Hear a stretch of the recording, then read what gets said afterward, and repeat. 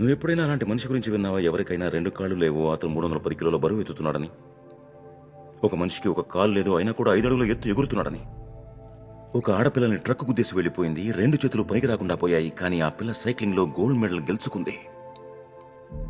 అలాంటి కథ విన్నావా? నేను విన్నాను. పారా ఒలింపిక్స్ లో అలాంటి కథ వాళ్లే వెళ్తూ ఉంటారు. పారాలింపిక్స్? చిన్న కళలు ఎప్పుడు ఆవిరైపోతాయంటే మనం కలలు కనడం ఆపేసినప్పుడు. నీ చిన్ననాటి కళ ఇంకా పూర్తి కాలేదు. మళ్ళీ కష్టపడ్డావనుకో, నువ్వు ఇప్పుడు కూడా ఒలింపిక్స్కి వెళ్ళవచ్చు.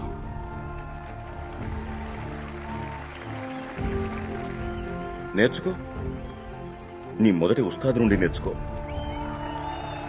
ఛాంపియన్ పడిపోతాడు కానీ ఆగడు చిన్న.